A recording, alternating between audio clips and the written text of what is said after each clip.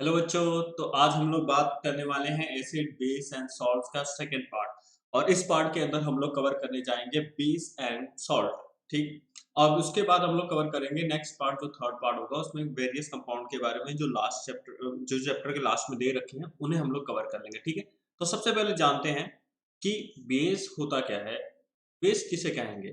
तो बेस ऐसा सब्सटेंस होता है जिसका जो टेस्ट है ना बिटर हो। ठीक है। तो base are those substance which taste bitter, feel soapy in touch and react with acid to form salt and water। ये important point है। तो यानी सोपी जैसा टच होना चाहिए, टच करेंगे तो सोप जैसा लगेगा, या फिर टच करेंगे तो स्लिपरी होगी, आपकी फिंगर एक दूसरे के स्लिप करेगा वो। ठीक है। नेक्स्ट एसिड के साथ रिएक्ट करके सॉल्ट बनाएगा, और क्या बनाएगा, बाई प्रोडक्ट में वाटर बना देगा। ठीक है। ये हो गया। बट एक साइंटिस्ट आए थे, अरिनस नाम था, उन्होंने क्या किया, इसकी डेफिनेशन थोड़ी सी अलग तरीके से दी।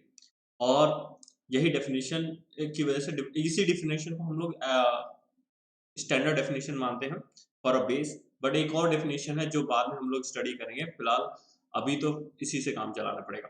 तो base are those compound which gives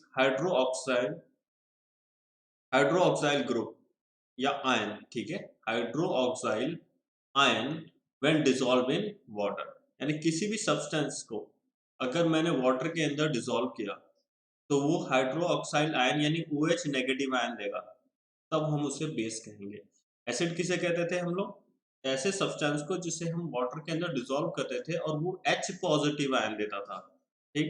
तो उसे हम लोग एसिड कह देते थे। फिलहाल यहाँ पे OH नेगेटिव आयन है, इसको याद रखिएगा। ठीक।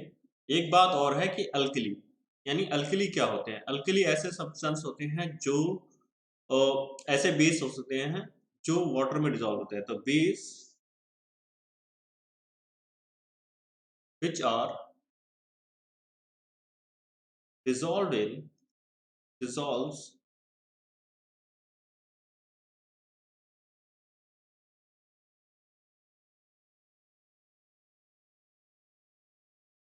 dissolves in water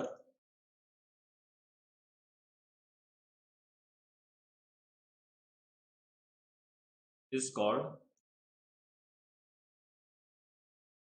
alkali। ऐसे सब्सटेंस जो वाटर के अंदर डिसॉल्व हो जाते हैं और डिसॉल्व करने के बाद OH नेगेटिव आयन देते हैं, उसे हम लोग अल्कली कहते हैं। यानी ऑल अल्कली, हम ये इसके बेसिस पे एक स्टेटमेंट डिराइव कर सकते हैं। वो ये है कि all alkalis are base base, but all base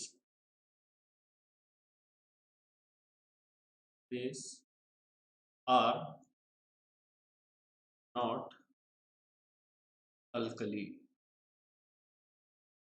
ठीक है। हर एक अल्कली जो होता है वो बेस होता है, क्योंकि जितने भी अल्कली वाटर के अंदर डिसॉल्व हो रहे हैं वो तो बेस ही है ना। लेकिन सारे जो बेस है वो अल्कली नहीं हो सकते, क्योंकि सभी बेस है ना वाटर में डिसॉल्व भी नहीं होते। जैसे बहुत सारे ऑक्साइड्स है, कॉपर के हाइड्रोक्साइड्स है, वो सब वाटर में डिसॉल्व नहीं होते, और जब वाटर में डिसॉल्व नहीं होते तो उन्हें हम लोग अल्कली नहीं कहेंगे। ठीक है। तो फिर आप बेस जो वाटर में डिसॉल्व हो जाते हैं उनके साथ होता क्या है, जैसे फॉर एग्जांपल सोडियम हाइड्रोक्साइड है, इसको मैंने वाटर में डिसॉल्व किया तो दो आयंस बनेंगे, एक Na पॉजिटिव बनता है और फिर दूसरा बन जाएगा OH नेगेटिव। इस OH नेगेटिव आयन को ही हम कहते हैं हाइड्रोक्साइल आयन। क्या कहते हैं? Hydroxyl ion. OH नेगेटिव को हम लोग क्या कहते हैं? Hydroxyl ion. यही अगर वाटर के अंदर रिलीज हो रहा है तो हम इसे कह देंगे बेस, यानी सोडियम हाइड्रोक्साइड बेस है, और वाटर में डिसॉल्व हो रहा है तो हम इसको कह देंगे कि ये अल्कली है। ठीक है। इसी तरीके से MgOH ट्वाइस। ठीक। इसको हम लोग वाटर के अंदर डिसॉल्व करेंगे तो ये बन जाएगा Mg2 positive plus 2OH negative, यानी दो हाइड्रोक्साइल आयन निकल जाएंगे। यहाँ पे एक नहीं दो निकलेगा, यहाँ एक ही था तो एक निकल रहा था, यहाँ दो है क्वांटिटीज में, इस जगह पे दो ही है क्वांटिटी में, तो दो OH नेगेटिव आयंस बाहर आएंगे। ठीक है। नाउ कैल्शियम हाइड्रोक्साइड, ठीक है, जिसको हम लोग क्या कहते हैं, इसका कॉमन नेम भी याद रखिए, इसका कॉमन नेम है स्लेक लाइम, ठीक है, और इसका नाम है मिल्क ऑफ मैग्नीशिया।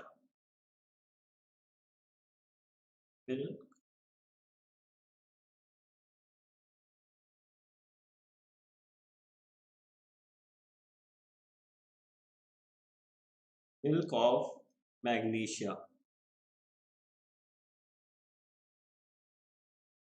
ठीक। ये एक एंटा एसिड है। एंटा एसिड का मतलब ऐसे सब्सटेंस जो एसिड को न्यूट्रलाइज करने में इस्तेमाल होते हैं। मतलब आप लोग एड्स में देखते होंगे एसिडिटी को ठीक करने के लिए इनो पिया जाता है ना, इनो क्या हुआ, एंटा एसिड हुआ, ठीक, क्योंकि वो जो एक्सेसिव अमाउंट में एसिड हमारे पेट के अंदर रिलीज हो रहा है, जिससे बर्निंग फीलिंग आती है चेस्ट के एकदम सेंटर में या फिर फूड पाइप के अंदर के फूड पाइप के पास वाले एरिया पे, ठीक है, उस जगह पे जब बर्निंग आता है फीलिंग, तो उसे हम लोग इनो से ठीक कर लेते हैं। इनो अगर हमने मिलाया 6 सेकंड में सही हो जाएगा, ठीक है।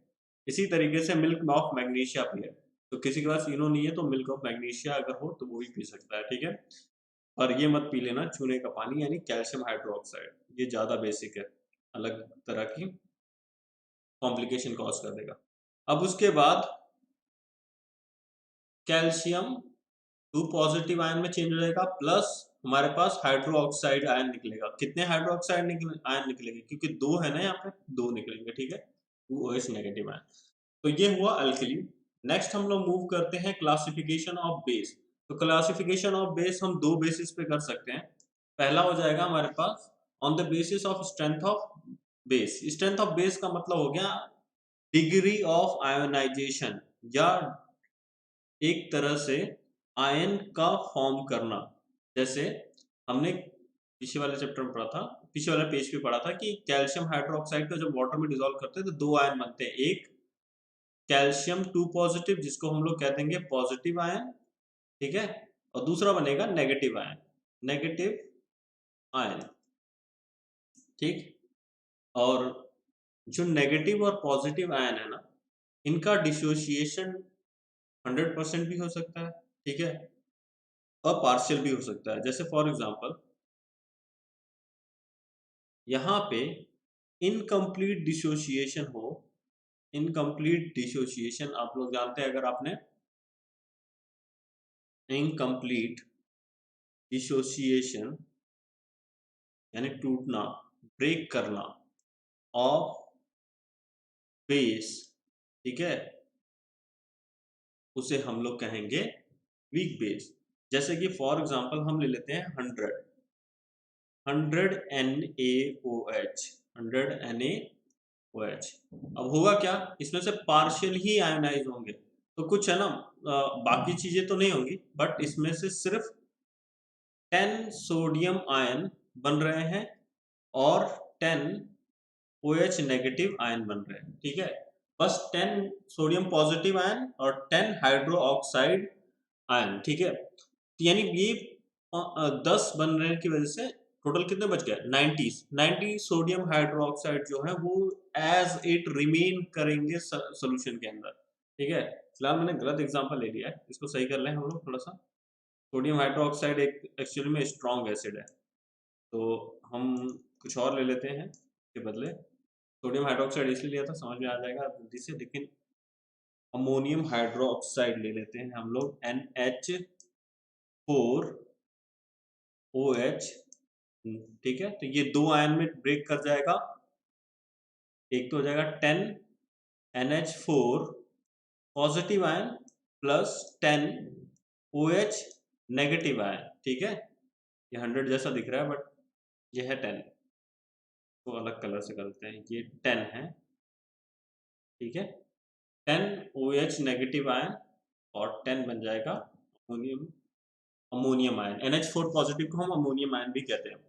तो आप यहाँ देखो 10 अमोनियम आयन बने हैं, 10 OH नेगेटिव आयन बने हैं, यानी बच कितने गए, टोटल 90 अमोनियम हाइड्रोक्साइड बच गए जो डिसोशिएट नहीं हुए हैं।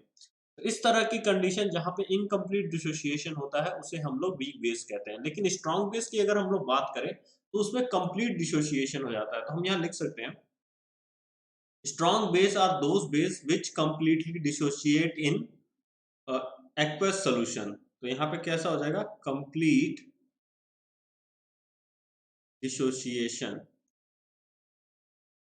डिसोसिएशन, ठीक है, इनटू आयन। जैसे फॉर एग्जांपल मैंने लिया 100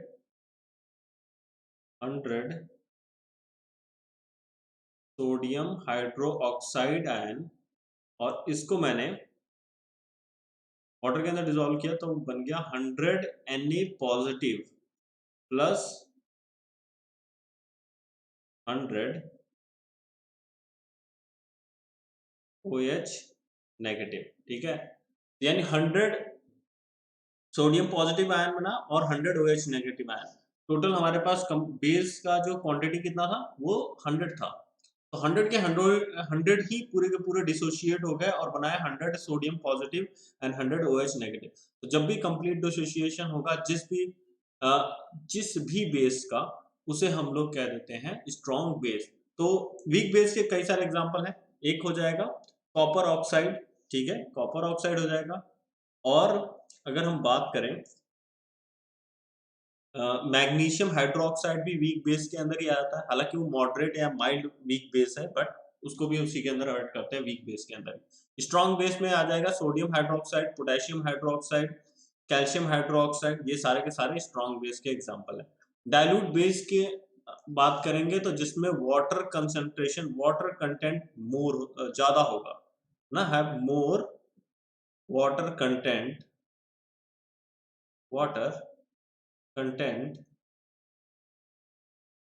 देन बेस या अल्कली, ठीक है। अल्कली से ज्यादा अमाउंट में वाटर प्रेजेंट, वाटर जब मिलाया जाता है तो हम उसे कहते हैं ये डाइल्यूट बेस बना है। जब कंसंट्रेटेड बेस बनाना पड़ेगा तो हम मिलाएंगे लेस वाटर, ठीक है, less water and more base, ठीक है। यानी कम वाटर कम होगा, बेस ज्यादा क्वांटिटी में होगा, तब बन जाएगा हमारा कंसंट्रेटेड बेस, ठीक है। आई होप ये समझ में आया होगा। नेक्स्ट टॉपिक में मूव करते हैं हम लोग, प्रॉपर्टीज ऑफ बेस। तो प्रॉपर्टीज ऑफ बेस में दो प्रॉपर्टीज के बारे में हम लोग स्टडी करेंगे। तो प्रॉपर्टीज दो तरह की होती है, एक फिजिकल और एक केमिकल। प्रॉपर्टीज, फिजिकल प्रॉपर्टी में हम एक्सटर्नल कैरेक्टर को पढ़ेंगे, जैसे कि बिटर इन टेस्ट, ये भी फिजिकल प्रॉपर्टी है, बिटर इन टेस्ट, ठीक। और सेकंड हो जाएगा हमारे पास conduct electricity, conduct electricity, electricity in aqueous solution, in aqueous solution, ठीक। एक हो जाएगा terms red litmus, red litmus into blue, ठीक। चौथा हो जाएगा कोरोसिव इन नेचर, ये भी कोरोसिव होते हैं, मतलब इनमें कोरोजन कॉज होता है। जैसे पोटेशियम हाइड्रोक्साइड है ना, बहुत सिंपलेस्ट एग्जांपल है जो डेली लाइफ में यूज होता है। जैसे पोटेशियम हाइड्रोक्साइड हम लोग कहाँ यूज करते हैं, जिन्होंने गाय पालन कर रखा है, तो जब उस बछड़े की सिंग के रूट्स को बर्न किया जाता है तो सोडियम हाइड्रोक्साइड, पोटेशियम हाइड्रोक्साइड को ही यूज किया जाता है। वो बहुत कोरोसिव इन नेचर होता है। और पोटेशियम हाइड्रोक्साइड को उठाकर, ठीक है, उसके पेलेट्स को उठा के छोटे छोटे वैसे व्हाइट कलर के ऐसे इस तरीके से ना बॉल्स टाइप के होते हैं पोटेशियम हाइड्रोक्साइड, इसी को उठा के ना उसके जहाँ पे हॉर्न्स निकल रहे होते हैं जिस एरिया पे, उस पे उस जगह को बर्न किया जाता है। जब उस जगह पे बर्न किया जाएगा ना, ये हम मान लेते हैं गाय का मुंह, ठीक है, काऊ है, काऊ है, ठीक है। यहाँ पे जो है थॉर्न आने वाला है, ठीक है। तो ये पोटेशियम हाइड्रोक्साइड इस जगह पे जाके इस जगह पे इस जगह की एरिया को बर्न किया जाता है। तो जो थॉर्न के लिए उसके रूट सेल्स होते हैं, रूट सेल्स यानी ऐसे सेल्स जो ना फॉर्म करते हैं with the secretion of that keratin substance. वो केराटिन सब्सटेंस होता है, आपको पता चलेगा पढ़ेंगे तो सीनियर क्लासेस में। तो वो केराटिन सब्सटेंस जहाँ जो सेल सिक्रीट करता है उसको डैमेज करना होता है, उसको हमें डिस्ट्रॉय करना होता है। उसको डिस्ट्रॉय कर देंगे, उसके बाद से थॉर्न कभी नहीं आएंगे। तो वो सेल्स को डिस्ट्रॉय किया जाता है। फिलहाल अभी हम लोग है ना केमिकल प्रॉपर्टीज पे ध्यान देते हैं। केमिकल प्रॉपर्टीज में हमें पढ़ना है reaction with acid with acid, यानी एसिड के साथ कैसे रिएक्शन होगा, and other one is reaction with metal. ठीक है, यही दो चीज हमें पढ़नी है। नाउ सबसे पहले आ जाएंगे रिएक्शन विथ एसिड, यानी एसिड के साथ रिएक्ट कैसे करेगा। तो जितने भी बेस होते हैं अगर उसको एसिड के साथ रिएक्ट करवाया जाए तो वो बना देता है सॉल्ट प्लस वाटर। एक सॉल्ट के साथ वाटर निकलेगा। इस पूरी रिएक्शन के ऊपर हम बात कर चुके हैं। ये हो जाएगा इस रिएक्शन का नाम होता है neutralisation reaction. Shell reaction reaction. ठीक है, कुछ रिएक्शन हम लोग डिस्कस कर लेते हैं। इस बार अलग कंपाउंड लेंगे हम लोग, क्योंकि पिछली बार जो कंपाउंड लिए थे एसिड के और बेस के, अब उससे थोड़ा सा हट के लेंगे। देखो यहाँ पे हम लोगों ने ले लिया अमोनियम हाइड्रोक्साइड। अमोनियम हाइड्रोक्साइड को HCl से करवा देते हैं। ये बन जाएगा अमोनियम क्लोराइड NH4Cl। इसका नाम है अमोनियम क्लोराइड, याद रखो। ये कंपाउंड जो है बार बार आने वाला है अभी। अमोनियम क्लोराइड NH4 पॉजिटिव को हम अमोनियम कहते हैं, अमोनियम क्लोराइड प्लस क्या निकलने वाला है बाय प्रोडक्ट में H2O। इसको बोलेंगे हम, इस कंपाउंड का नाम है, ये वाला जो कंपाउंड है इस कंपाउंड का नाम है अमोनियम हाइड्रोक्साइड। Ammonium hydroxide. ठीक है, नाउ एक और ले लेते हैं कैल्शियम हाइड्रोक्साइड को अगर हमने रिएक्ट करवाया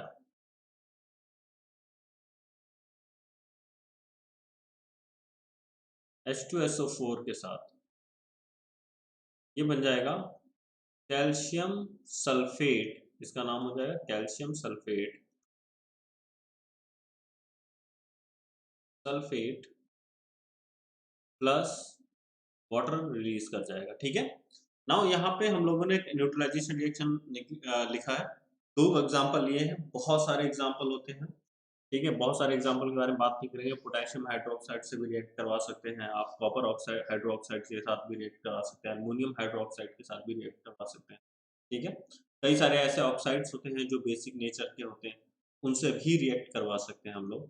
फिलहाल हम लोग reaction of base with metal, यानी जैसे मेटल के साथ रिएक्ट करना, जनरली जो बेस होते हैं ना वो मेटल के साथ रिएक्ट नहीं।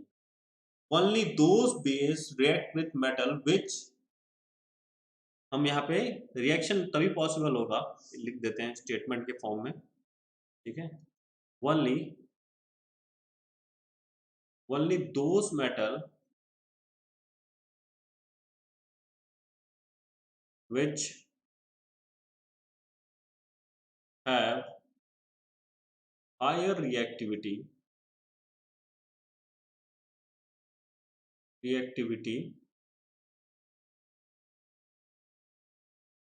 than the metal in base। ठीक है, will react and रिएक्ट भी करेगा और डिस्प्लेस भी कर देगा। रिएक्टिविटी सीरीज मैं लिख देता हूँ, क्योंकि काफी बच्चे अगर जिन्होंने नहीं पढ़ा है या जिनको याद नहीं है, यही लिख देता हूँ ताकि इजी होगा, आप समझ जाएंगे। सबसे पहले आ जाता है पोटेशियम, पोटेशियम, फिर उसके बाद सोडियम, फिर सोडियम के बाद आ जाएगा कैल्शियम, फिर मैग्नीशियम, फिर एल्युमिनियम, फिर जिंक, फिर आयरन, फिर उसके बाद टिन। टिन को एसएन से डिनोट किया जाता है। Tin, lead, PB, hydrogen, copper, mercury, silver, gold. Silver and gold, AU. AU यानी ऑरियम। ठीक। अब यहाँ पे ये है सीरीज। यहाँ पे रिएक्टिविटी जो सीरीज है ना, इस तरीके से राइज करती है, यानी मोर रिएक्टिव। क्या हो जाएगा? More reactive. जो सब्सटेंस है वो ऊपर हो जाएंगे। ठीक है। नाउ अब हम लोग रिएक्शन करवाना शुरू करते हैं। जैसे फॉर एग्जांपल हम लोग ले लेते हैं मैग्नीशियम हाइड्रोक्साइड, OH ट्वाइस, और इसको रिएक्ट कराना है सोडियम।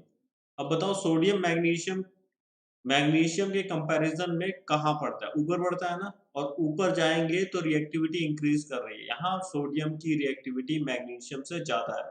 तो सिंपल सी बात है कि यहाँ सोडियम दबंग है। सोडियम क्या करेगा? इस मैग्नीशियम को बाहर कर देगा, डिस्प्लेस कर देगा, और बना लेगा कंपाउंड हाइड्रो ऑक्साइड के साथ। वो बन जाएगा NaOH। फॉर्मूला लिखना आपको सिखाया गया है। ठीक है। Mg बाहर आ जाएगा। ठीक है। इसको हम लोग कहते हैं डिस्प्लेसमेंट रिएक्शन। इस तरह की रिएक्शन आप कहीं भी देखें तो इसको कह दीजिएगा ये डिस्प्लेसमेंट रिएक्शन है। ठीक है। फर्स्ट चैप्टर में पढ़ाया गया। नाउ एक और एग्जांपल लेते हैं।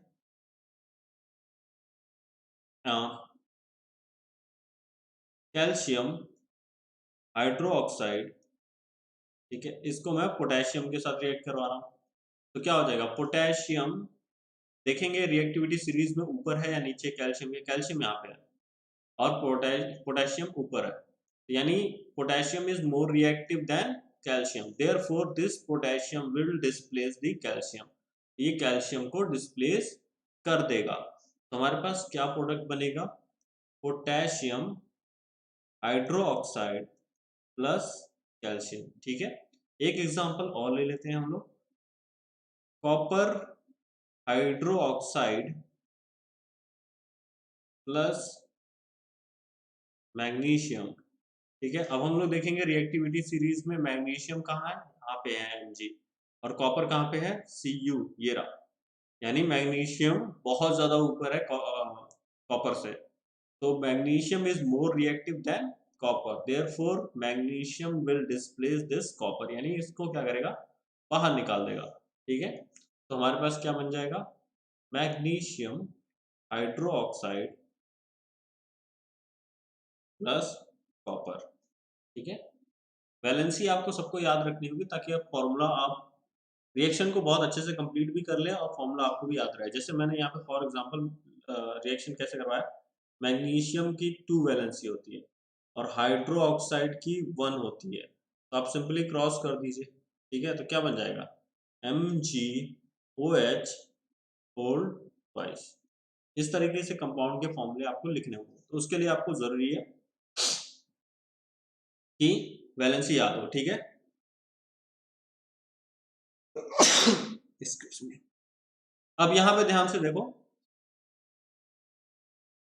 अगर मैंने मैग्नीशियम हाइड्रो ऑक्साइड लिया, ठीक है, और इसको रिएक्ट करवाया कॉपर के साथ, ठीक, तो क्या होगा? क्या ये कॉपर इस मैग्नीशियम को डिस्प्लेस कर पाएगा? देखेंगे रिएक्टिविटी सीरीज से। कॉपर लाई करता है नीचे, मैग्नीशियम लाई करता है ऊपर इन रिएक्टिविटी सीरीज। तो क्योंकि मैग्नीशियम ज्यादा रिएक्टिव है कॉपर के साथ, तो ये आएगा इसको डिस्प्लेस करने पर, ये इसको लात मार के वापस भगा देगा। यानी जाओ तुम, because you are not more powerful than me. तो यहां से मैग्नीशियम इसको हटा देगा साइड में, और ये रिएक्शन नहीं हो पाएगी। तो हम ये कह सकते हैं नो रिएक्शन टेक प्लेस। ठीक है। कोई भी रिएक्शन नहीं टेक प्लेस करेगी। पर कुछ ऐसे कंपाउंड होते हैं ना जो एसिड भी बिहेव करते हैं और बेसिक भी बिहेव करते हैं। ठीक है। जैसे फॉर एग्जांपल हमारे पास है, ये बहुत इंपॉर्टेंट रिएक्शन है, ये नेक्स्ट पेज पे हम लोग कर देते हैं, ठीक है। यानी एम्फोटेरिक ऑक्साइड के बारे में बात करेंगे। एम्फोटेरिक ऑक्साइड यानी इसका मतलब ये होता है दोज ऑक्साइड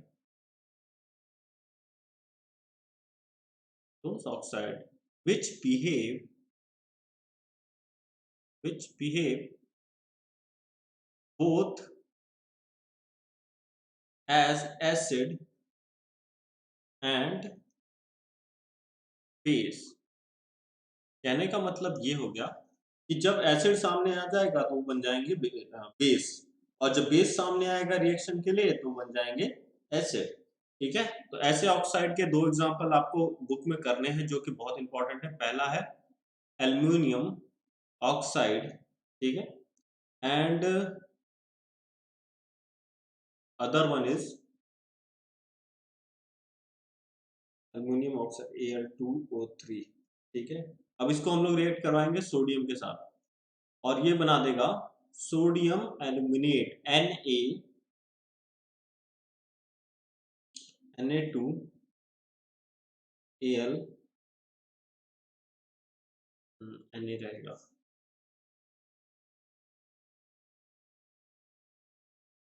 AnO2, ठीक है।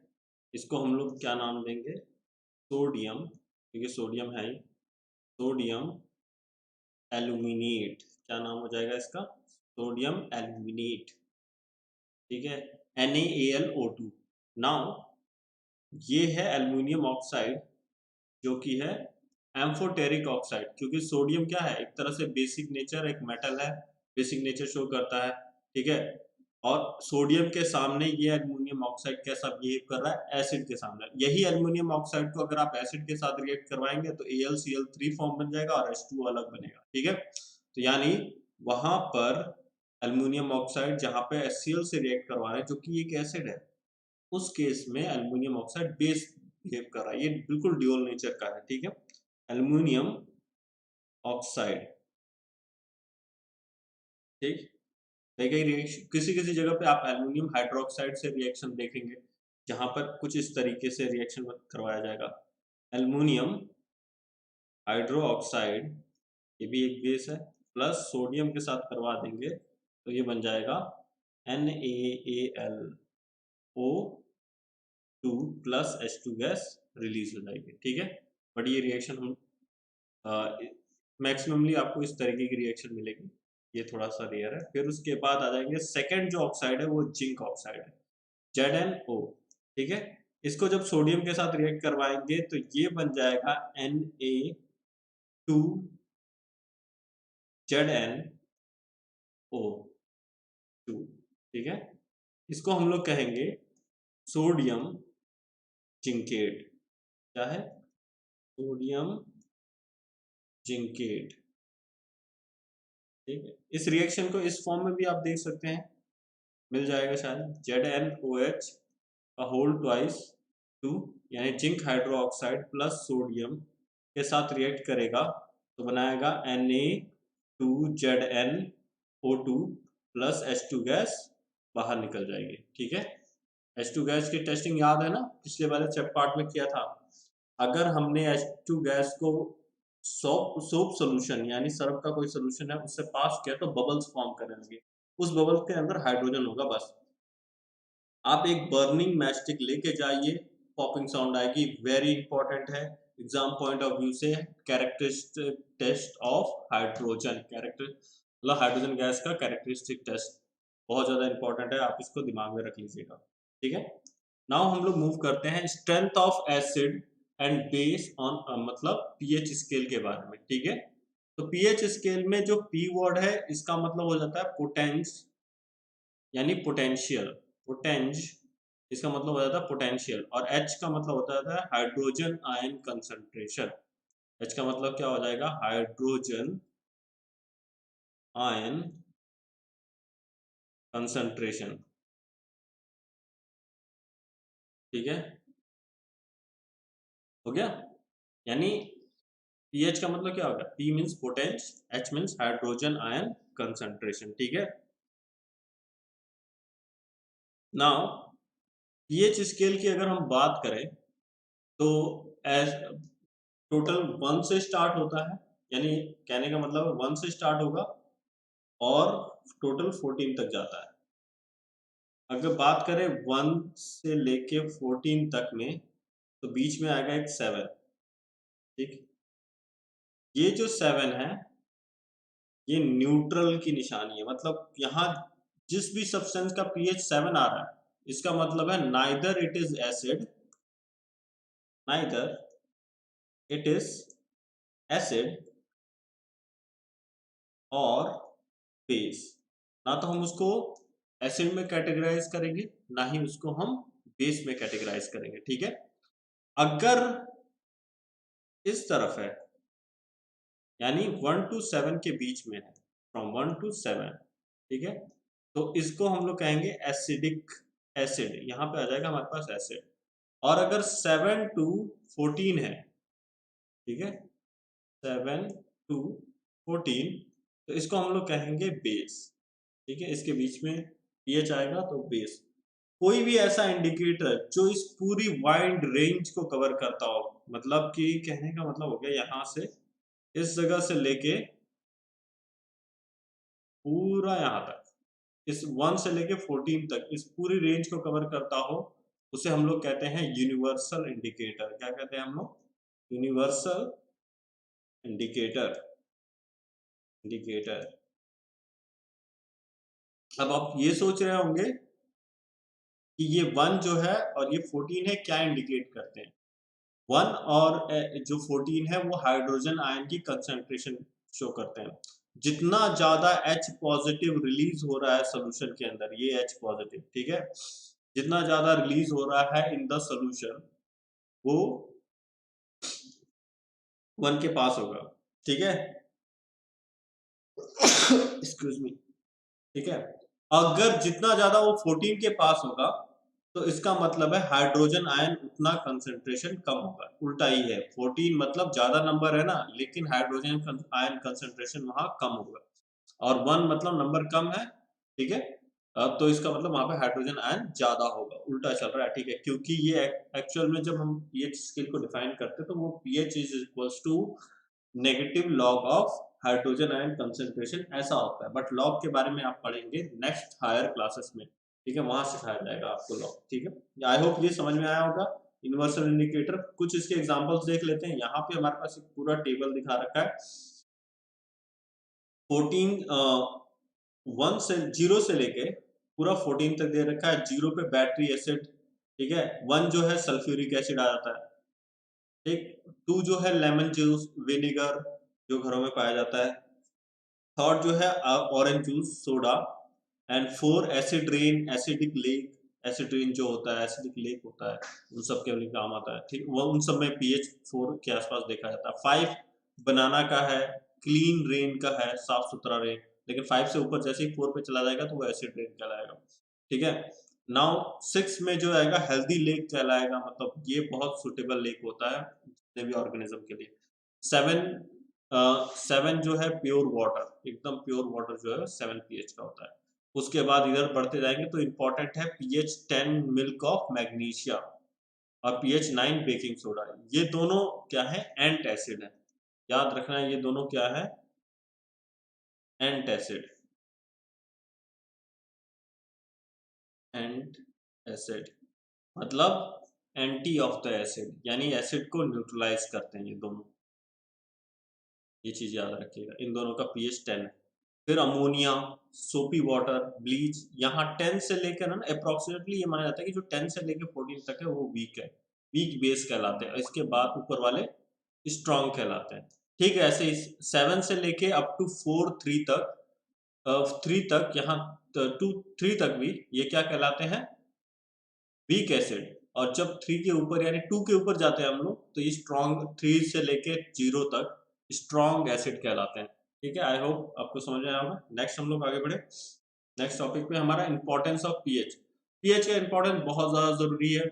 डाइजेशन के अंदर इन्वॉल्व होता है। अगर हम लोग है ना डाइजेशन सही से चाहते हो जाए, तो जैसे फॉर एग्जांपल अभी इस फूड स्टार्ट होता है माउथ से, माउथ में डाइजेस्ट होना स्टार्ट हो जाता है, माउथ के अंदर सलाइवा होता है, सलाइवा के अंदर एमाइलेज होता है, तो वो एमाइलेज क्या करता है, कार्बोहाइड्रेट को डाइजेस्ट करता है। अब जो सलाइवा का पीएच होता है ना, वो एसिडिक होता है, ठीक। फिर जैसे ही यहाँ पे जब हम अच्छे से च्यू कर लेते हैं, अच्छे से सलाइवा मिक्स हो जाता है, कार्बोहाइड्रेट की डाइजेशन स्टार्ट हो जाती है। अब वो फूड पाइप के थ्रू होते हुए स्टमक में जाता है। स्टमक के अंदर पीएच बहुत ज़्यादा लो होता है, 1.6 या 2 के आसपास होता है। एचसीएल बहुत ज़्यादा सीक्रेट होता है।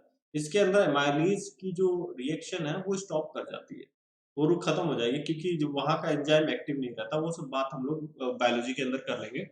बट जैसे ही स्टमक के अंदर पहुंचेगा एसिडिक मीडियम, फिर वही फूड जब पूरा एसिड को लेते हुए इंटेस्टाइन में जाता है ना, ताकि इंटेस्टाइन को डैमेज ना करे, तो पैंक्रियास क्या करता है, बेसिक सॉल्यूशन, बेसिक जूस जो है, पैंक्रियाटिक जूस जो होता है वो बेसिक नेचर का होता है, तो वो पूरा का पूरा सिक्रीट कर देता है ड्यूडेनम में, जो स्टमक के बाद ही होता है, ठीक है।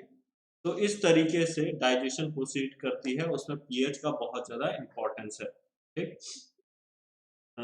नाउ एसिड रेन की बात करें तो एसिड रेन भी बहुत ज़्यादा इम्पोर्टेंस है, क्योंकि सबसे सिंपल एग्जांपल है कि जो ताजमहल है, जो कि एक मॉन्यूमेंट है इंडिया का, वर्ल्ड हेरिटेज में नाम है उसका, उसको भी डैमेज कर रहा था ये एसिड रेन।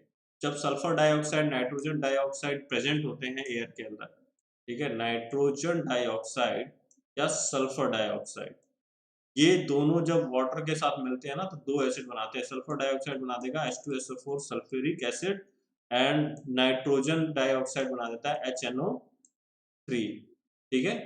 ये दोनों एसिड बन जाते हैं। यही दोनों एसिड वाटर के अंदर मिलके एसिडिक रेन के लिए रिस्पॉन्सिबल है। कॉज ऑफ टूथ डिके, ठीक है, कॉज ऑफ टूथ डिके यानी टूथ डिके का कॉज होना, ज्यादा एसिडिक मीडियम अगर रहता है in mouth, acidic medium in mouth यानी बक्कल कैविटी, तो टूथ डिके होना बहुत ज़्यादा चांसेस है, क्योंकि ज़्यादा एसिडिक का मतलब हो गया, चॉकलेट खाते हैं ना, चॉकलेट रिस्पॉन्सिबल होता है ज़्यादा एसिडिक नेचर करना माउथ का। जब वो ज़्यादा एसिडिक नेचर माउथ का कर देता है, तब वहाँ पे सड़न स्टार्ट कर जाती है, जो रूट कैनाल है वो डिके करने लगते हैं, इनामेल जो है वो खत्म होने लगता है, ठीक है। कई सारे प्लांट्स के अंदर और एनिमल्स के अंदर, एनिमल्स और प्लांट के अंदर डिफेंस सिस्टम भी हमने देखा, जैसे फॉर एग्जांपल हनी बी की बात करें हम लोग और वेस्प्स की बात करें, तो हनी बी जो होता है ना, वो एसिडिक एसिडिक जो है सब्सटेंस वो रिलीज कर देता है इन द ट्रीज, या फिर जो भी ना, जिसको भी डंक मारेगा, जिसको भी स्टिंग करेगा हनी, ठीक है, वो स्किन के अंदर एसिडिक सब्सटेंस को रिलीज कर देता है। और जब वही एसिडिक सब्सटेंस रिलीज कर जाता है, तो वही इचिंग, पेन कॉज करता है, डैमेज करता है सेल को, और वहां स्वेलिंग हो जाती है, ठीक है। वेस्प जो है इसका उल्टा करता है। वेस्प यानी जो पीली वाली मधुमक्खी होती है, जिसको कई लोग हाड़ा कहते हैं, कुछ कहते हैं, मतलब जो जिस नाम से भी जाना जाए, तो वेस्प जो है वो अल्कलाइन नेचर का सब्सटेंस इंजेक्ट करता है, ठीक है। दोनों के लिए अलग अलग सोल्यूशन है। जब ये करे ना, तब आप कैल्शियम हाइड्रोक्साइड यूज करो, चूने का पानी, ठीक है ना, कैल्शियम हाइड्रोक्साइड यूज कर लो। लेकिन जब वेस्प बाइट करे, तब आप कैल्शियम हाइड्रोक्साइड ना यूज करो, क्योंकि बेस है, तो बेस को नहीं न्यूट्रलाइज कर सकता है, तब भी आप यूज करेंगे विनेगर। क्या यूज करेंगे आप? विनेगर। घर में बहुत इजीली अवेलेबल हो जाता है विनेगर, उसको इस्तेमाल करके लगा दीजिए, सही हो जाएगा, ठीक है।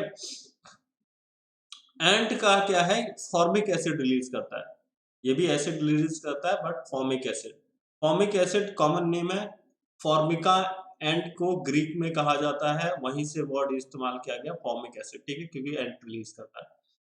इसके बारे में हम लोग चैप्टर नंबर 4 में पढ़ेंगे, इस सब्सटेंस को डिटेल से, क्या है इसका स्ट्रक्चर और क्या है इसका काम, ठीक है।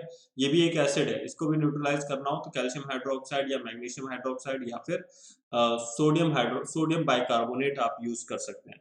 स्टोरेज ऑफ एडिबल एसिड, जैसे कुछ लोग है ना विनेगर को स्टोर करके रखते हैं, कुछ लोग घरों में अचार बनाते हैं, अगर आपने कॉपर के यूटेंसिल यूज कर लिए, ठीक है, तो ये कॉपर का यूटेंसिल खराब हो जाएगा। जिंक का अगर आप लोगों ने कोई भी मेटल का अगर आपने यूटेंसिल यूज किया ना, तो वो डिस्ट्रॉय हो जाता है, वो खराब हो जाता है, उसमें कोरोजन लग जाता है। कोरोजन का मतलब ईटिंग अवे ऑफ मेटल्स। तो वो कोरोजन हो जाएगा, क्योंकि आप एक एसिड को मेटल के साथ रख रहे हैं। तो ये इसमें रिएक्शन होना जरूरी है, और होगा ही होगा, हमने ये पढ़ रखा है। तो इसीलिए पीएच बहुत इंपॉर्टेंट होता है। अगर आपके पास सब्सटेंस एसिड वाला है तो आप उसको कभी भी मेटल वाले यूटेंसिल में ना रखें। अगर बेस वाला है तो आप उसको मेटल वाले यूटेंसिल में रख सकते हैं। ठीक है। नाउ हम लोग सॉल्ट की बात कर लें। तो सॉल्ट क्या होते हैं? सॉल्ट वो सब्सटेंस होते हैं, ठीक है, salts are those substance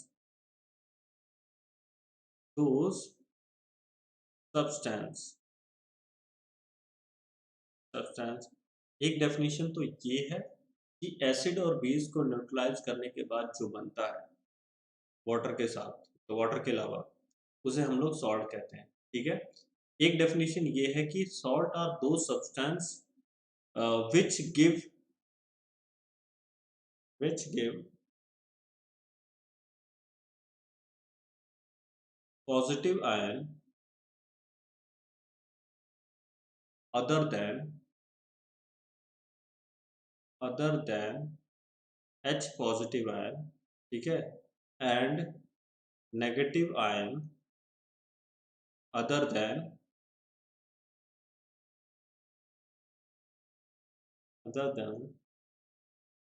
OH negative ion. मतलब अगर आप किसी ऑन, ठीक है, वाइल, या फिर हम लोग कह सकते हैं in water, while dissolving in water,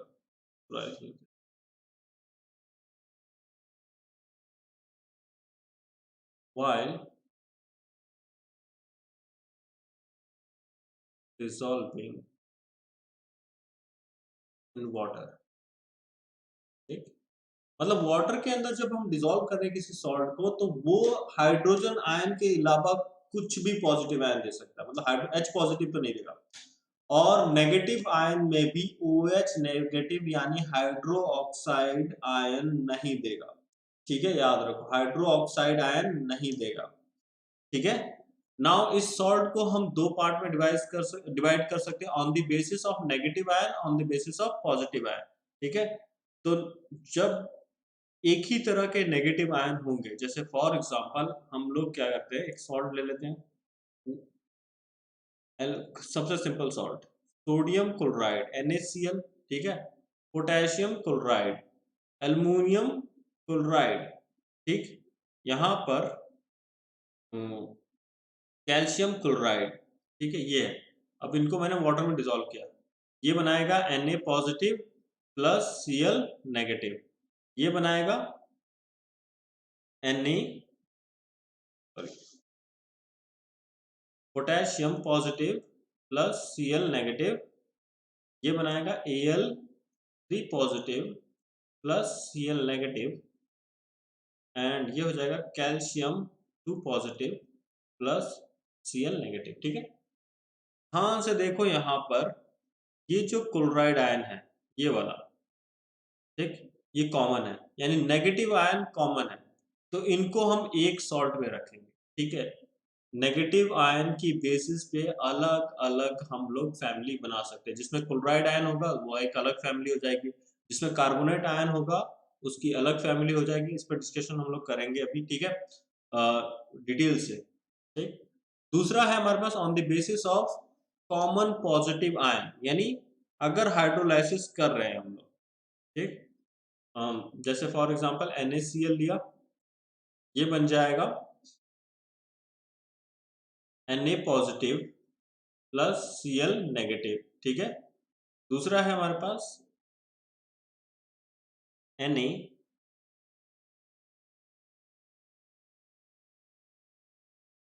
NO3 sodium nitride, तो ये बन जाएगा Na positive plus NO3 negative, और बन जाने देते हैं Na 2CO3 यानी Na positive plus CO3 2 negative, फिर उसके बाद Na2SO4 ये बना देगा Na positive plus SO4 2 negative. ठीक है, यहाँ पे हमें साफ देखने को मिल रहा है कि जो सोडियम पॉजिटिव आयन है वो कॉमन है, सब में कॉमन है, एक ही जैसा है। ठीक है, कहीं पे कोई चेंजेस नहीं आ रहे हैं। तो क्योंकि कॉमन पॉजिटिव आयन है तो ये सोडियम वाले सॉल्ट हो गए, सब किसके सॉल्ट हो गए, सोडियम के सॉल्ट हो गए। एक फैमिली बना देंगे जिसमें सोडियम के सॉल्ट अलग होंगे। ठीक है, तो आई होप अभी इस पे थोड़ा सा और डिटेल में डिस्कस कर लेते हैं। ठीक, यहाँ पर नेगेटिव आयन के बाद हम लोग फैमिली ऑफ नेगेटिव आयन कर देते हैं। यहाँ पे फैमिली ऑफ सॉल्ट। ठीक, पहला है हम लोग on the basis of negative ion कर रहे हैं, family of salt on the basis of negative ion, negative ion. ठीक है, पहला हो जाएगा family of chloride,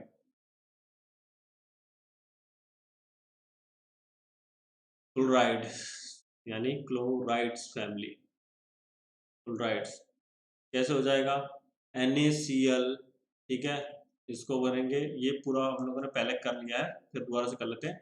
NaCl hydrolyse करेंगे Na पॉजिटिव Cl नेगेटिव, जितने भी इस फैमिली के सॉल्ट होंगे उसमें एक आयन जो होगा वो नेगेटिव आएगा। ठीक है, ये हो जाएगा potassium positive and Cl negative. ठीक, कैल्शियम क्लोराइड ये बन जाएगा calcium 2 positive plus Cl negative. ठीक है, इस तरीके से बहुत सारे। दूसरा हो जाएगा कार्बोनेट, कार्बोनेट, कार्बोनेट किसे कहते हैं हम लोग, याद रखो CO3 2 नेगेटिव को कार्बोनेट कहते हैं, दिमाग में रखना याद, क्योंकि अगर ये याद नहीं रहेगा ना फिर उसके बाद बड़ी दिक्कत आने वाली है। कई भी चीज़ों को समझना या रिएक्शन को समझना या रिएक्शन में कंपाउंड के नेम बोलना बहुत दिक्कत आएगा अगर ये सब चीज़ें आपको याद नहीं है। क्लोराइड क्या हो जाएगा Cl नेगेटिव। ठीक है, कार्बोनेट हमारे पास क्या हो जाएगा CO3 2 नेगेटिव। तो हम लोग करेंगे यहाँ पे सॉल्ट का हाइड्रोलाइसिस, तो Na2CO3। ठीक है, तो ये किस में हाइड्रोलाइज हो जाएगा Na positive plus CO3 2 negative. Potassium के साथ बना लेते हैं, एक ही कंपाउंड लेते हैं, कोई दिक्कत नहीं है। CO3 Na positive plus CO3 2 negative. Calcium carbonate, जो अंडे का छिलका होता है ना वो कैल्शियम कार्बोनेट होता है। यहाँ हो जाएगा calcium 2 positive plus CO3 2 negative. देखो यहाँ पे कार्बोनेट आयन ही मिल रहा है बस, तो कार्बोनेट आयन कॉमन होने की वजह से ये सॉल्ट कहलाएंगे कार्बोनेट के। ठीक, और भी एग्जांपल लेना चाहते हैं आप ले सकते हैं, मैग्नीशियम कार्बोनेट MgCO3। ठीक है, और एल्युमिनियम कार्बोनेट ट्राइस। ठीक, और भी बहुत सारे कंपाउंड है, ये भी सेम हाइड्रोलाइसिस भी इनका भी सेम होगा। ठीक है, तो इसमें आई होप आप समझ गए होंगे।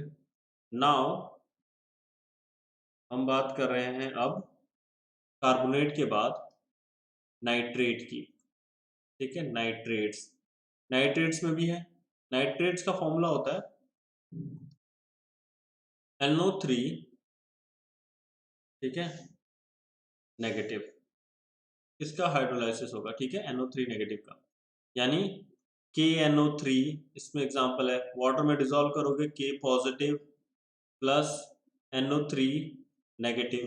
ठीक है, सोडियम नाइट्रेट, इसको हम लोग कहेंगे सोडियम नाइट्रेट लगा देना बस, सोडियम नाइट्रेट, ये हो जाएगा sodium positive plus NO3 negative. और क्या हो सकता है, हम लोग कैल्शियम से कर देते हैं, कैल्शियम से कर रहे हैं NO3 का होल ट्वाइस हो जाएगा। ठीक, ये फॉर्मूले आपको याद करने की जरूरत नहीं है, अगर बैलेंसिंग याद है तो फॉर्मूले बहुत आसानी से आप लिख लेंगे। ठीक है, और दिमाग में याद रहेंगे, अदरवाइज बड़े दिक्कत है याद करने में भी, इसको बहुत ज़्यादा फॉर्मूले हो जाते हैं। ठीक है, नेगेटिव NO3 नेगेटिव। नाउ एक और हम लोग लिख सकते हैं मैग्नीशियम के साथ एल्युमिनियम नाइट्रेट, मैग्नीशियम नाइट्रेट, बहुत सारे हो सकते हैं। ठीक है, उसमें बस ये ध्यान रखना है कि जो नेगेटिव आयन होगा वो कॉमन होगा नाइट्रेट का। और क्या हम लोग कह सकते हैं, एक एक और हो जाएगा सल्फेट। एक और डिस्कशन में हम लोग एंटर कर देते हैं सल्फेट का। सल्फेट, अब इसको आयनाइज करके नहीं दिखाऊंगा, आयनाइज आप ही लोग करेंगे। सल्फेट आयन जो होता है SO4 2 नेगेटिव हो जाता है। ठीक, मैं कंपाउंड के नाम लिख दे रहा हूँ, आप लोग आयन्स बना दीजिए इसके। ठीक, सल्फेट के क्या हो जाएंगे, पोटेशियम सल्फेट, सोडियम सल्फेट, ठीक, calcium sulphate, magnesium sulphate, aluminium sulphate, ठीक, इस तरह एंड सो ऑन, बहुत सारे ये सल्फेट के फैमिली के हो गए। ठीक है, इसी तरीके से बोरेट भी हो जाते हैं, फॉस्फेट भी हो जाते हैं। ठीक है, ये सारे के सारे आयन से। फॉस्फेट का जो आयन है वो क्या आ जाएगा, फॉस्फेट वाले में आता है PO4 3 नेगेटिव, ये याद रखिएगा फॉस्फेट। बोरेट का भी ऐसा है BO3 3 नेगेटिव। ठीक है, ये सब एसिड्स हैं। नेक्स्ट हम लोग पॉजिटिव आयन में कोई दिक्कत नहीं है, पॉजिटिव आयन में पॉजिटिव आयन मैच करने चाहिए। जैसे पोटेशियम है तो पोटेशियम के हो जाएंगे। ठीक है, हम लोग फिर भी कर लेते हैं।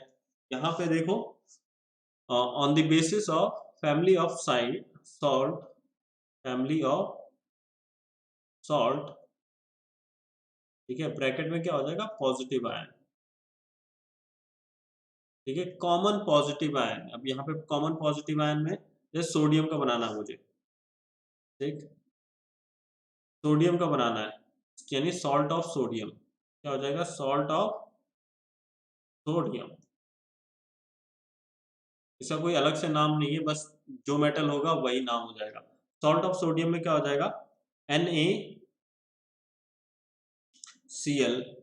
NaNO3, ठीक है, Na2CO3, Na2SO4, ठीक है, इस तरीके से सब में आपको दिख रहा है। यहाँ पर ये सोडियम, यहाँ भी सोडियम, यहाँ भी सोडियम, यहाँ भी सोडियम Na2, यहाँ भी सोडियम। ठीक है, ये सब के सब पॉजिटिव आयन जो है सोडियम के हैं। तो ये सारे के सारे सॉल्ट एक फैमिली से हो जाएंगे। अभी हम लोग एक और कैटेगरी बना सकते हैं, सॉल्ट ऑफ पोटेशियम। ठीक है, पोटेशियम कर दो, यानी सब पॉजिटिव आयन जो होंगे पोटेशियम के होंगे, जैसे कि KCl हो गया। ठीक है, और फिर उसके बाद अगर आप आयोनाइज करना चाहते हैं वो भी हम लोग कर सकते हैं। ये पॉजिटिव बन जाएगा हाइड्रोलाइसिस करेंगे तो, प्लस Cl नेगेटिव आ जाएगा, KNO3, ठीक, क्या हो जाएगा, K positive plus NO3 negative. Now K2SO4, ठीक है, क्या हो जाएगा, K positive plus SO4 2 negative. ठीक, इसी तरीके से हम पॉजिटिव की भी एक फैमिली बना सकते हैं। नाउ हम, I hope family of salt आपको समझ में आया होगा। नेक्स्ट हम लोग मूव करेंगे अब क्लासिफिकेशन ऑफ सॉल्ट। ठीक है, तो क्लासिफिकेशन ऑफ सॉल्ट में तीन तरह की क्लासिफिकेशन हो सकती है। एक हो जाता है हमारे पास एसिडिक सॉल्ट, ठीक है, एक हो जाएगा हमारे पास बेसिक सॉल्ट, और तीसरा हो जाएगा हमारे पास न्यूट्रल सॉल्ट। ठीक है, अभी ध्यान से देखो, यहाँ पे एसिडिक सॉल्ट वो सॉल्ट होते हैं ना जो जिनको वाटर के अंदर डिजोल्व कर दो तो पूरा का पूरा मीडियम एसिडिक बना देते हैं। अभी ऐसा होगा कैसे, जब किसी कोई सॉल्ट बनता कैसे है, सॉल्ट कभी भी बनेगा, एसिड को रिएक्ट करवाएंगे हम किसके साथ, बेस के साथ। ठीक है, तब जाके हमारे पास आएगा सॉल्ट, इक्वल्स टू सॉल्ट, फिर उसके साथ निकलेगा वाटर H2O। ठीक है, यही होता है ना, यही बात हम लोग जानते थे, है ना, इतनी सी बात। ठीक, अभी क्या है, कोई भी सॉल्ट अगर हम हाइड्रोलाइज कर रहे हैं, ठीक है, हाइड्रोलाइज कर मतलब उल्टा, सॉल्ट को क्या कर रहे हैं, वाटर में मिला रहे हैं, तो अब उल्टा रिएक्शन चलने लगेगा। ठीक है, रिएक्शन कैसा जाएगा, उल्टा, यानी अब रिएक्शन मूव करेगा उल्टी दिशा में इस तरीके से, तो वो बनाएगा एसिड और बेस। अब ये डिपेंड करता है कि स्ट्रॉन्ग कौन है। अगर एसिड स्ट्रॉन्ग हो जाए तो हमारा पूरा का पूरा मीडियम जो है ना, मान लो एसिड स्ट्रॉन्ग हो रहा है, वीक बेस हो रहा है, यानी वीक तो बेस तो कमजोर हो गया। ठीक, और एसिड क्या हो गया, स्ट्रांग हो गया। एसिड है ना भारी पड़ जाएगा बेस के ऊपर, तो पूरे मीडियम को क्या बना देगा, एसिडिक एसिडिक कर देगा। जैसे एक क्लास में शैतान बच्चे अगर ज्यादा हो गए और शैतान बच्चे अच्छे बच्चों पे भारी पड़ गए, तो भाई पूरी क्लास फिर शैतानी के लिए ही जानी जाएगी, हर बार प्रिंसिपल ऑफिस के चक्कर काटने पड़ेंगे। लेकिन अगर बेस ज्यादा स्ट्रांग हो जाए और एसिड की क्वांटिटी कम हो जाए, यानी एसिड वीक हो जाए, तब बेस भारी पड़ जाएगा एसिड पे, यानी अच्छे बच्चे ज्यादा हो जाएंगे, तो क्लास जो है अचीवमेंट के लिए जानी जाएगी, अच्छाई के लिए जानी जाएगी, तो उसमें अच्छी क्लास करी जाएगी। इसी तरीके से जब बेस ज्यादा स्ट्रांग हो जाएगा एज कंपेयर टू एसिड, तो हम उसे कहेंगे बेसिक सॉल्ट। ठीक है। जब हम लोग न्यूट्रल सॉल्ट की बात करते हैं तो इसमें दोनों ही बराबर स्ट्रेंथ के हो जाते हैं, स्ट्रांग एसिड स्ट्रांग बेस, या फिर वीक एसिड वीक बेस। ठीक है। नाउ हम लोग एग्जांपल देख लेते हैं एसिडिक सॉल्ट में का एग्जांपल जब होगा, इसको हम लोग हाइड्रोलाइज करेंगे जब, हाँ, यहाँ एसिडिक सॉल्ट को जब हाइड्रोलाइज करेंगे तो बनता है स्ट्रांग एसिड, ठीक है, प्लस वीक बेस। ठीक है, ये चीज बनेगी जब इसको वाटर के अंदर डिसॉल्व करेंगे। तो एक एग्जांपल ले लेते हैं, है ना, क्योंकि एग्जांपल के बिना तो आएगा नहीं। फिर उसके बाद इसमें हम लोग ले लेते हैं अमोनियम NH4Cl। ठीक है, जिसको जब हाइड्रोलाइज करेंगे हम लोग तो ये बना देगा HCl, जो कि है strong acid, plus plus NH4OH ammonium hydroxide. ठीक है, तो ये हो जाएगा हमारे पास वीक बेस और ये हो जाएगा हमारे पास स्ट्रॉन्ग एसिड। ठीक है, पूरा का पूरा मीडियम क्या हो जाएगा, एसिडिक हो जाएगा, तो हम इसको कहेंगे एसिडिक सॉल्ट। ठीक, अगर हम दूसरा एग्जांपल लेना चाहें तो वो भी हो सकता है कि कॉपर क्लोराइड। ठीक, ये बन जाएगा HCl, जब वाटर के अंदर डिसॉल्व करेंगे तो बन जाएगा HCl प्लस प्लस H2O के साथ डिसॉल्व कर रहे हैं तो क्या बन जाएगा HCl plus copper hydro oxide. ठीक है, ये हमारे पास वीक बेस, ये हो जाएगा स्ट्रॉन्ग एसिड। ठीक, पूरा का पूरा मीडियम जो हो जाएगा एसिडिक हो जाएगा, देयरफॉर हमें क्या मिलेगा रिजल्ट में, एसिडिक सॉल्ट। नाउ अगर हम बात करें बेसिक सॉल्ट की, तो बेसिक सॉल्ट दो चीजों में हाइड्रोलाइज हो जाएगा, एक हो जाएगा weak acid plus strong base. ठीक है, देख लो इसके एग्जांपल क्या है, sodium hydroxide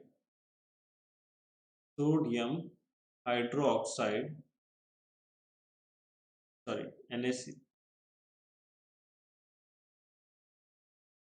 sodium carbonate Na2CO3, इसको मैं क्या करूंगा, जब हाइड्रोलाइज कराऊंगा तो ये बन जाएगा सोडियम हाइड्रोक्साइड, पहले हम लोग एसिड लिख देते हैं ज्यादा सही रहेगा, H2 plus H2CO3 plus sodium hydroxide. ठीक है, अब क्या है, ये हो जाएगा वीक एसिड और ये हो जाएगा स्ट्रॉन्ग बेस, तो पूरा का पूरा मीडियम जो हो जाएगा वो स्ट्रॉन्ग हो जाएगा, स्ट्रॉन्ग बेस हो जाएगा, मतलब बेसिक हो जाएगा। तो जो सॉल्ट भी बनेगा वो क्या हो जाएगा, बेसिक बन जाएगा। इसी तरीके से कई सारे एग्जांपल ले सकते हैं हम लोग, पोटेशियम, ठीक है, पोटेशियम कार्बोनेट, है ना, तो यहाँ पे क्या हो जाएगा, H2CO3 प्लस पोटेशियम हाइड्रोक्साइड। ठीक है, ये हो जाएगा स्ट्रॉन्ग बेस और ये हो जाएगा हमारे पास वीक एसिड। ठीक है, क्योंकि स्ट्रॉन्ग बेस है यहाँ पे और वीक एसिड है तो ये डोमिनेट कर जाएगा इस पे। ठीक है, क्या करने वाला है, ये डोमिनेट करने वाला है, तो पूरा मीडियम किस नेचर का हो जाएगा, बेसिक नेचर का हो जाएगा। तो हमारे पास सॉल्ट हम उसको कहेंगे किस टाइप का है, बेसिक सॉल्ट है। ठीक है, न्यूट्रल सॉल्ट में दो तरीके की कंडीशन बनती है, एक या तो हम स्ट्रॉन्ग एसिड, ठीक है, strong acid plus strong base करवा दें, ठीक, स्ट्रॉन्ग बेस, ठीक, तब भी हमारे पास क्या आएगा, न्यूट्रल सॉल्ट आएगा, है ना, ठीक। और दूसरी कंडीशन है कि हम वीक ले लें, वीक एसिड को करवा दें रिएक्ट वीक बेस से, दोनों ही वीक होंगे तो कोई किसी पे डोमिनेट कर ही नहीं पाएगा, ठीक है। तो हमारे पास क्या आएगा, न्यूट्रल सॉल्ट, यानी हम उल्टा कर रहे हैं फिलहाल रिएक्शन। अब देखो ध्यान से, ऐसे सॉल्ट, अब इसको उल्टा कर दो, ऐसे सॉल्ट जिनको हाइड्रोलाइज करने पे, यानी हम वाटर के अंदर जिनको डिसॉल्व करेंगे, क्या करेंगे, वाटर के अंदर, और वाटर के साथ रिएक्ट करके वो बनाए strong base and strong acid, दोनों ही स्ट्रॉन्ग, दोनों ही खूब लड़ाई करेंगे और एक दूसरे को न्यूट्रलाइज कर देंगे, खत्म हो जाएगा, ना तो वो पूरा मीडियम एसिडिक बनेगा ना ही बेसिक बनेगा, ठीक है। तो इस तरह से हम लोग उसको कहेंगे न्यूट्रल सॉल्ट, या फिर हम ना वीक बेस ले लें और वीक एसिड ले लें, ठीक है। तो जब ऐसे न्यूट्रल सॉल्ट है ना जिनको हम लोग हाइड्रोलाइज करने पे वीक बेस बने और वीक एसिड बने, तो उसके अंदर भी, उस केस के अंदर भी दोनों एक दूसरे को कंप्लीटली न्यूट्रलाइज कर देंगे और पूरा का पूरा मीडियम ना तो एसिडिक रहेगा ना बेसिक रहेगा, तो हम उसे न्यूट्रल सॉल्ट कहेंगे, ठीक है, 7 RiPH, ठीक है। नाउ अब देखो, ध्यान रहो, इसका जो पीएच है वो लेस देन 7 होता है, 7 बड़ा होगा, पीएच इसका छोटा होगा। इसके अंदर जो पीएच होता है वो मोर देन 7 होता है, 7 से ज्यादा होगा। इसमें जो पीएच होता है वो पीएच इक्वल्स टू 7 आता है। इसके एग्जांपल आप देख लें, strong acid HCl plus NaOH, ठीक है, क्या हो जाएगा, NaCl, ठीक। नाउ यानी NaCl को अगर मैं हाइड्रोलाइज करता हूं तो क्या बन जाएगा, sodium hydro oxide plus HCl। Sodium hydro oxide जो है वो स्ट्रॉन्ग बेस है और एसिड जो है यहाँ पे ये स्ट्रॉन्ग एसिड है, ठीक है।